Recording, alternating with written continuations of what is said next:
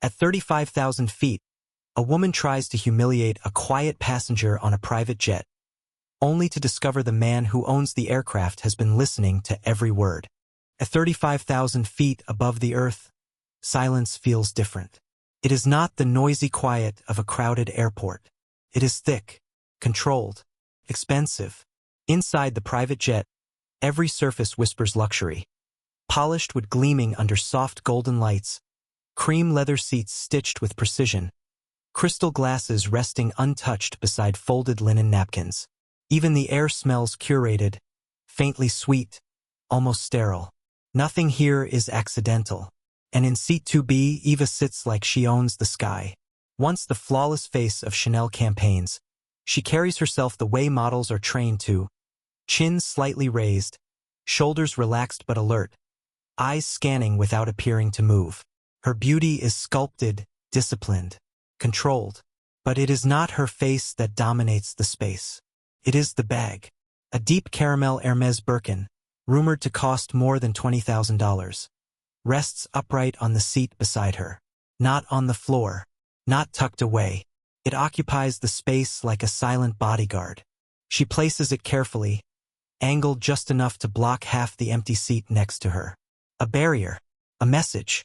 The bag's polished hardware catches the cabin light, flashing gold each time the jet shifts slightly in the air. Eva smooths its handle with delicate fingers, almost affectionately. No one sits beside me unless I allow it. Her lips curve into a faint, controlled smile.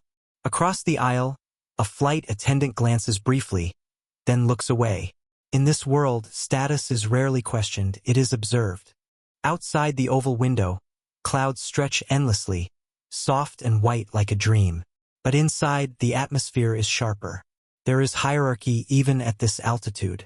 Eva adjusts her posture again, crossing one leg elegantly over the other. The bag remains perfectly centered, not carelessly placed, but deliberately positioned. It is not just leather and stitching. It is armor. It is proof. It is warning.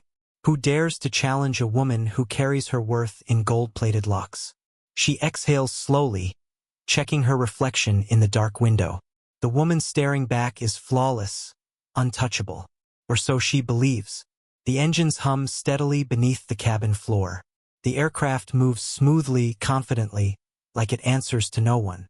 And yet, something in the stillness feels fragile, like glass that looks strong until it shatters. Eva's fingers tighten slightly around the Birkin's handle. Ownership has always been her language, control, her comfort. But sometimes the loudest statements are made in silence.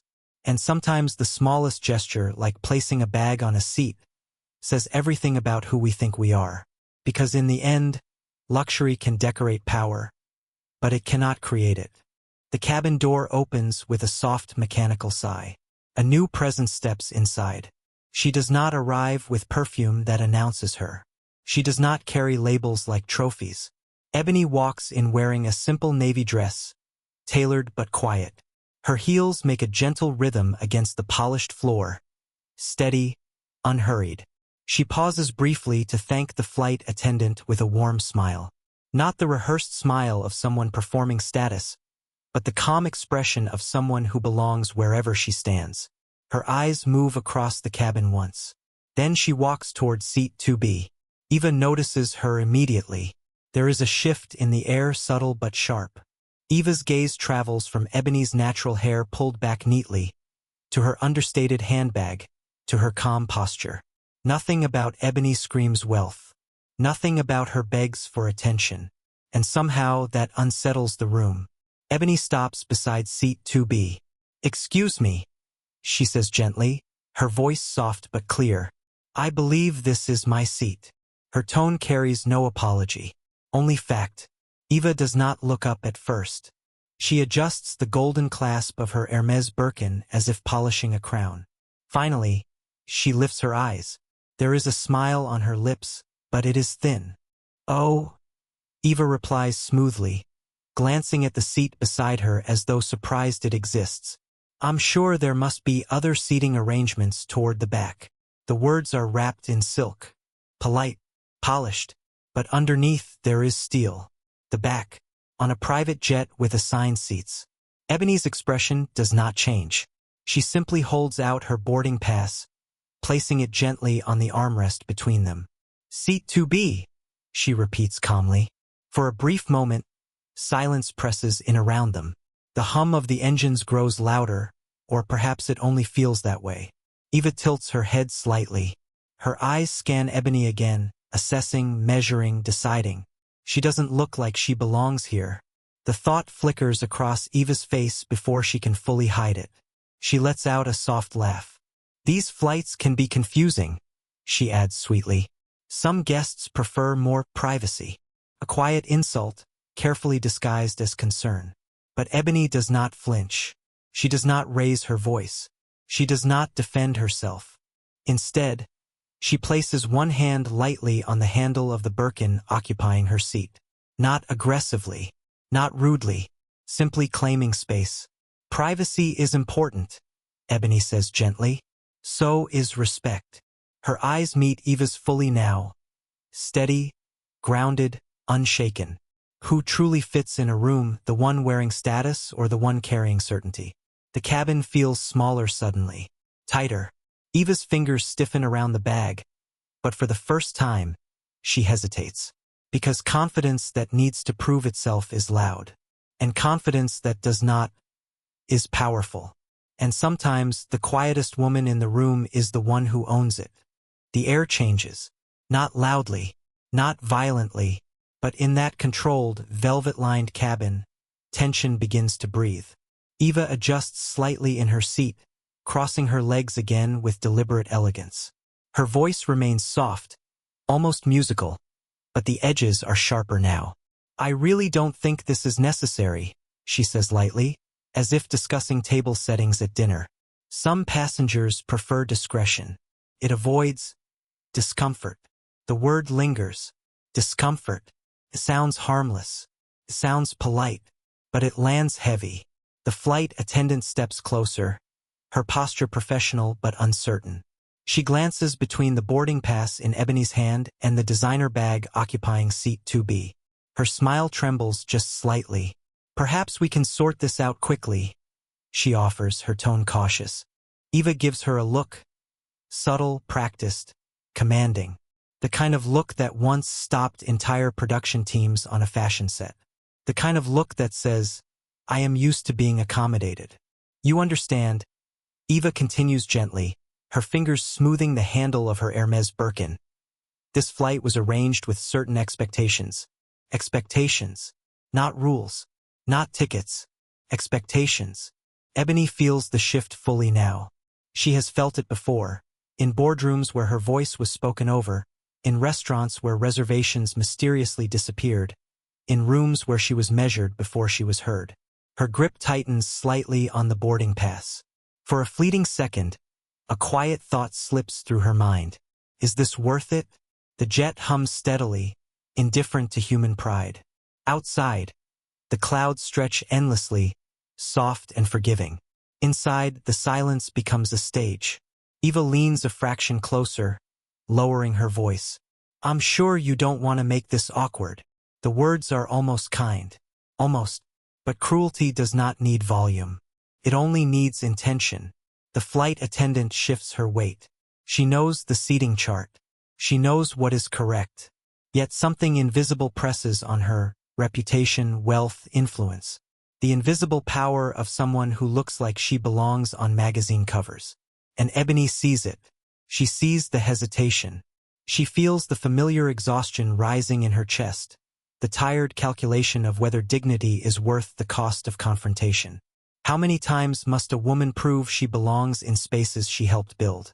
Ebony inhales slowly. Her shoulders straighten. She does not raise her voice. She does not argue.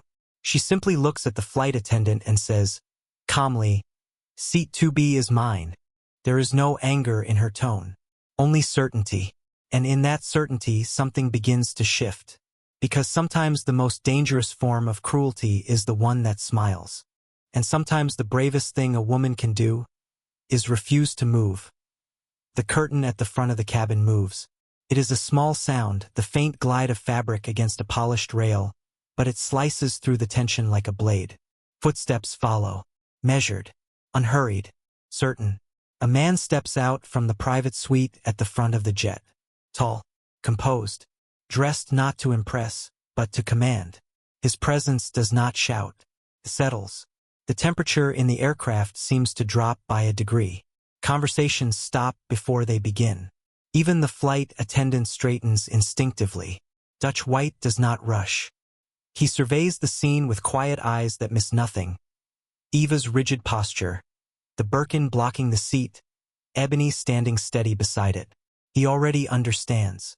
"Is there a problem?" he asks calmly. His voice is low, controlled, and carries the weight of someone accustomed to being heard the first time. Eva's expression changes instantly.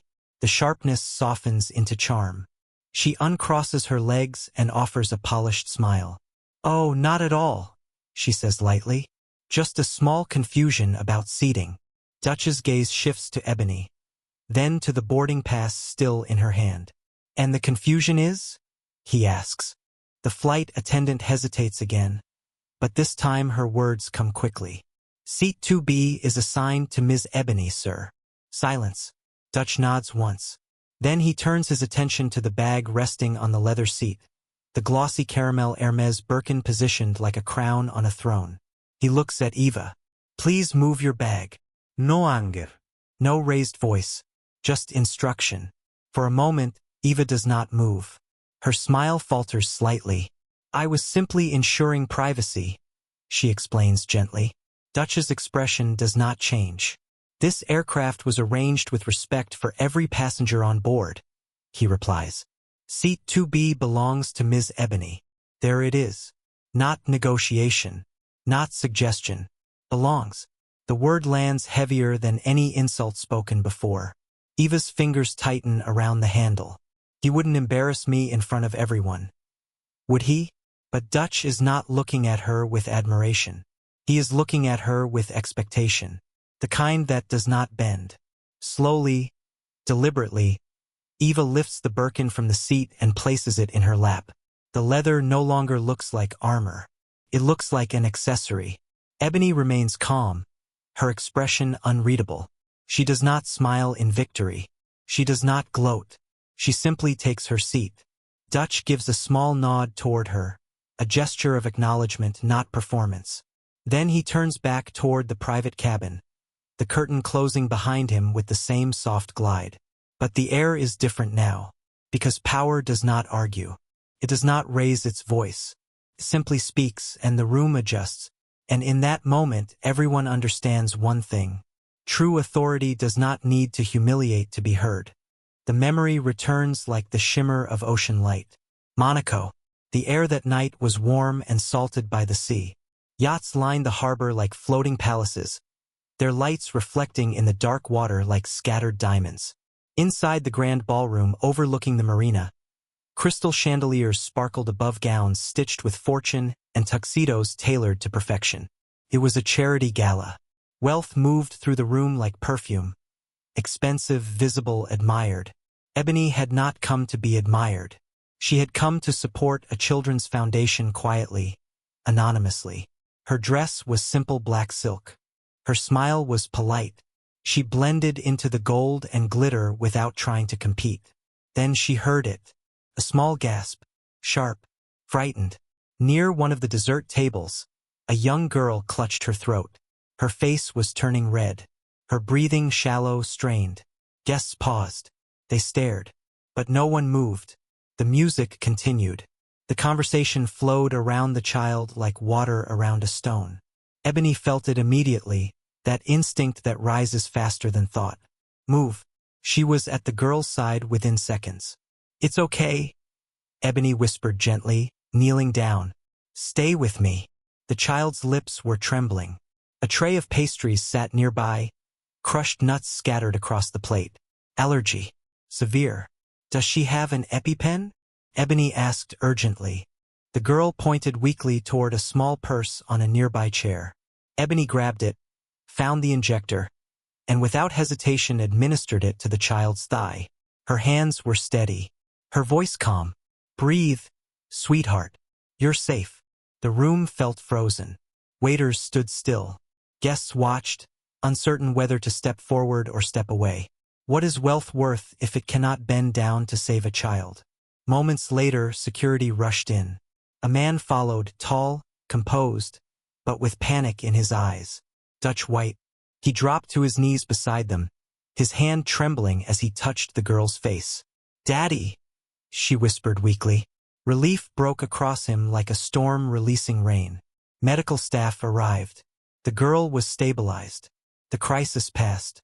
But Dutch did not forget the woman in the black dress who had acted when others hesitated. He approached Ebony later that evening on the terrace overlooking the sea. "You didn't wait," he said quietly. "She didn't have time," Ebony replied. There was no performance in her answer, no request for recognition, only truth. Dutch's voice softened. "You saved my daughter." The harbor lights flickered behind them. The music resumed inside.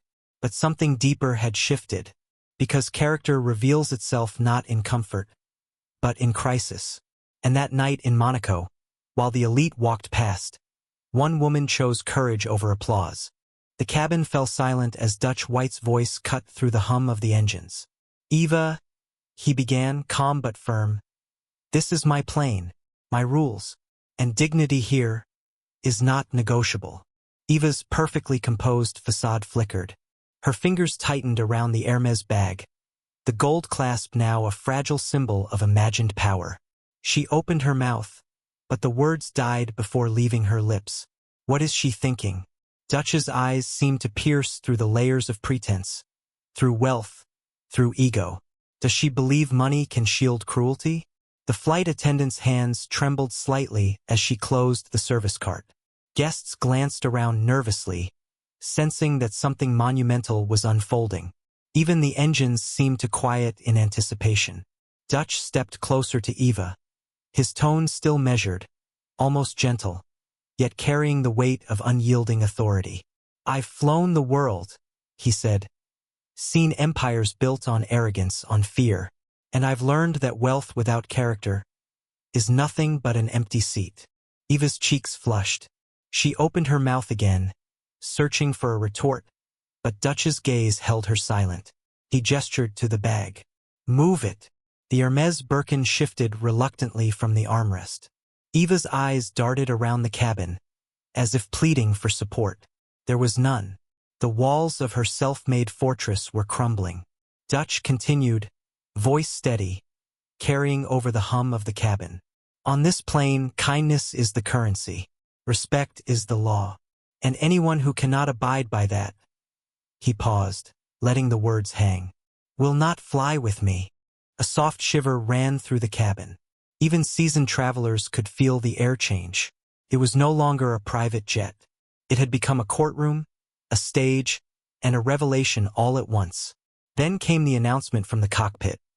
"Ladies and gentlemen, we are turning back. Please remain seated." Gasps and murmurs filled the cabin. Shock painted the faces of those who thought money alone dictated respect. Eva sank into her seat, defeated, her aura of invincibility shattered. Ebony exhaled slowly, relief washing over her. She didn't gloat. She simply knew that integrity had once again spoken louder than wealth. Some lessons can't be ignored, Ebony thought quietly, as the engines hummed a different tune, carrying them back toward accountability. And as the plane changed course, it carried more than passengers. It carried a message. Wealth may open doors, but character determines who is truly allowed to walk through them. Moral. True power lies not in riches, but in respect, courage, and dignity. The wheels hit the tarmac with a soft but final thud, reverberating through the cabin like a verdict. Security personnel moved with quiet precision, stepping aboard as if the very air had shifted beneath their feet. All eyes followed them, the hum of whispered speculation swallowed by tension. Eva clutched her Hermes Birkin like a shield, her fingers digging into the leather as though it could armor her from humiliation. But the bag offered no protection now. No status, no price tag, no brand could rewrite the scene that had unfolded. Is this how it feels to lose everything in an instant? She thought, a flicker of disbelief passing across her carefully made-up face. The officers approached, their motions deliberate, firm yet measured. Eva's protests were muted, her words faltering as the reality settled like cold air around her. Each step toward the exit was a step away from the illusion she had so meticulously constructed. The cabin watched in silence. Even the faintest cough would have shattered the stillness, but no one dared. Eyes tracked her as she was escorted down the aisle, heels clicking against the polished floor, Birkin clutched to her chest like a last line of defense. Ebony remained seated, feeling the weight of the moment but refusing to gloat. There was no satisfaction in triumph, only the quiet acknowledgement that justice, however subtle or dramatic, had been served. The flight attendants exchanged brief, knowing glances, their relief palpable yet restrained. Even Dutch's presence seemed to loom larger, a reminder that authority and principle were forces that could not be bought or bullied. As Eva disappeared from view, the cabin exhaled as one. The tension dissipated slowly, replaced by an unspoken lesson. Wealth without grace is fragile, and arrogance carries its own consequences. Perhaps some lessons are only understood when they hit you like turbulence. Ebony reflected inwardly, her pulse finally calming as the plane hummed toward its rightful course. The silence lingered, not as emptiness, but as a testament that in a world dazzled by riches, integrity remains the truest measure of character. Moral: no fortune can protect those who forget humility and respect. The hum of the engines felt different now, softer, purposeful, as if the aircraft itself had shifted from tension to possibility. Dutch slid into the seat beside Ebony, his presence calm but commanding, a contrast to the chaos that had just unfolded. "I've seen what you do when others look away," he said, voice low, steady, yet carrying the weight of conviction. "The world needs more of that courage." Ebony turned to him, caught off guard. The luxury cabin around them seemed to fade, leaving only the space between their words. "Courage? Me?" she thought, the memory of Monaco's night flashing briefly, the scared little girl's eyes still vivid in her mind. Dutch unfolded his vision like a map across the clouds. "I want to build schools across Asia. Children who never get a chance, who sit forgotten. I can provide the resources, the network, the platform. What I need is a leader, someone who won't be afraid to make the impossible happen." He paused, letting the weight of the offer settle. Ebony's heart raced, a mixture of disbelief, hope, and the cautious excitement of someone who has been underestimated her whole life. Could this really be my chance to make a difference? She wondered, her thoughts racing faster than the jet slicing through the night sky. Dutch leaned forward slightly. "I'm offering you control, full leadership, the freedom to shape the program your way. I know what you've done, and I trust you can do this on a scale no one else could." For a moment, Ebony was silent. The grandeur of wealth, the allure of status, all the petty battles of private jets and handbags seemed irrelevant. Here, above 37,000 feet, the opportunity was vast, almost dizzying. But the choice felt clear. She felt a surge of resolve, remembering why she had helped that child, why she had endured condescension and intimidation. This is bigger than fear, bigger than pride, bigger than any of them. With a measured nod, she finally spoke. "I'll do it. I'll make sure those children have what they need." Dutch smiled, a rare warmth softening his usual composure. "Then let's change the world, together." The cabin lights reflected in their eyes, mirroring a future not yet written, a path paved by courage, integrity, and the willingness to step beyond the familiar. It was more than a partnership. It was the birth of purpose. Moral: true opportunity rises when courage meets compassion. The skyline of Seoul stretched like a promise as cranes moved rhythmically, lifting steel and hope into the air. Dust hung in golden sunlight, but it didn't feel heavy. It felt alive, like a beginning. Ebony walked among the workers, clipboard in hand, her eyes scanning every detail, every beam, every corner of the school that was about to open its doors. Children's laughter echoed from the nearby playground, spilling through unfinished walls and half-painted hallways. Their eyes sparkled with curiosity and excitement, unburdened, eager, free. Ebony paused for a moment, watching them. This is why every battle mattered, she thought. Every slight, every judgment, every glance that tried to dismiss her had led to this. A young boy ran past, tripping over a small stone. Ebony bent, steadying him with a gentle hand. "Careful," she said softly. "But don't be afraid to run. You have a world to explore." The boy grinned and darted off again, his energy unstoppable. Meanwhile, in the background, whispers of Eva's latest social escapades barely registered. She floated through the glittering parties she once ruled, but her influence, her arrogance, her wealth, all felt hollow compared to the walls rising here, the lives being shaped, the futures being built. What was power without purpose, after all? Ebony climbed the steps of the school's main hall, pausing to watch a group of girls line up for class. Their notebooks were brand new, their pencils sharp, their faces full of possibility. Could this really be real? She asked herself quietly, feeling a swell of pride and humility at once. Dutch appeared beside her, nodding toward the children. "You did it," he said simply, his usual composure softened by genuine admiration. "Not me. You." Ebony smiled, letting the enormity of the moment settle. There were no awards here, no headlines, no applause. Just the steady rhythm of change, of justice being built brick by brick. She took a deep breath, inhaling the smell of fresh paint, soil, and hope.